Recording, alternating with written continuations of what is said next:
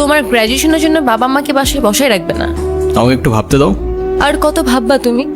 তুমি চাওটা কি ঈশান? আমি মরে যাই? ঠিক আছে, তোমার ভাবতে হবে না। আরে যাবো না বলছি নাকি, বসো। আচ্ছা একটা কথা বলি, রাগ করবা না প্লিজ। বলো, রাগ করবো কেন? তুমি বাবার সাথে কথা বলার সময় মাথা একটু ঠান্ডা রাখ। আসসালামু আলাইকুম। ওয়ালাইকুম আসসালাম। কি করো তুমি? আমি এলএলবি-তে লাস্ট ইয়ারে আছি। ও স্টুডেন্ট, তোমার উদ্দেশ্যটা কিন্তু আমি বুঝতে পারছি। জি স্যার। তোমাদের মতো ছেলেরা কেন আমাদের মতো বিজনেসম্যানের মেয়েকে টার্গেট করে, কিসের লোভে, সেটা আমার খুব ভালো করে জানা আছে। বাবা কি বলছো এসব? তুমি চুপ করো। তোমার ফ্যামিলিতে আর কে কে আছেন?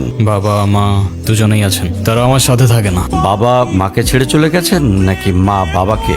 আপনি ঠিক কি মিন করতে চাচ্ছেন আমি ঠিক বুঝলাম না স্যার। আই মিন ক্যারেক্টারের প্রবলেমটা কার ভেতরে ছিল, তোমার বাবার না মার? আরে সমস্যা তো আপনার character. You don't even know the basic manners. কিভাবে কারোর সাথে কথা বলতে হয় সেই ভদ্রতাটাও শেখেন নাই আপনি। আমাকে আসছে আমার বাবা মা নিয়ে কথা বলতে। আর হোয়াট ইউ মিন ভাই, তোমার মতো ছেলে? হ্যাঁ, কি টার্গেট করছি আমি? আপনার টাকা?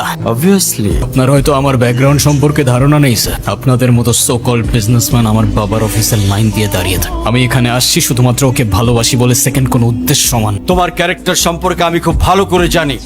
তুমি রাস্তাঘাটে মাস্তানি করো, আর তুমি কি করে ভাবলে যে তোমার মতো একটা স্কাউন্ডারের হাতে আমার মেয়েকে তুলে দেব? তো আপনার মেয়েরে কে বলছে আমার হাতে তুলে দিতে? আমি বলছি বাসায় ডেকে আনছেন অপমান করতে। আপনার বাবা মাই তো আপনাকে ভদ্রতাটা শেখাইতে পারেন। এই মুহূর্তে আমার বাড়ি থেকে বেরিয়ে যাও। Get out!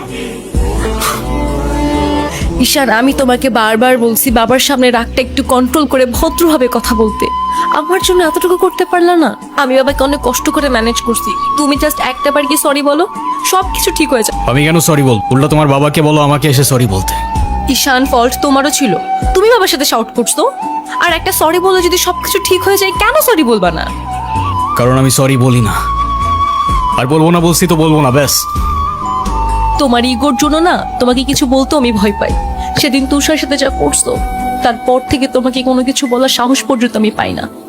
এরকম চলতে থাকলে দেখবে একদিন আমিই চলে যাব। তো যাও না, তোমাদের আর কেউ আটকায় রাখে নাই। রাখছি, আমি আটকায় রাখছি। ঈশান প্লিজ একটু বোঝার চেষ্টা করো। তুমি বাবার কাছে গিয়ে একটাবার সরি বললে সব ঠিক হয়ে যাবে।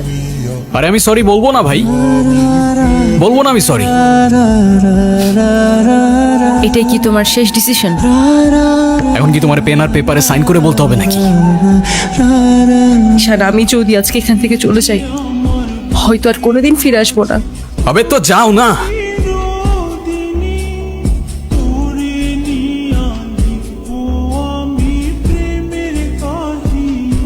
তোর হয়ে আমি ক্ষমা চেয়ে নিচ্ছি।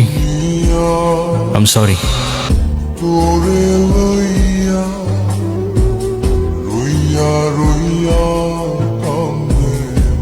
নূর, কি হয়েছে স্যার? আমার জেদের জন্য আমার মেয়ের লাইফটা শেষ হয়ে গেছে। ওরা আমাকে অনেক বোঝানোর চেষ্টা করেছিল, আমি বুঝিনি। ভেবেছিলাম আমি যে ছেলেকে চুজ করব সেই হবে ওর জন্য বেস্ট।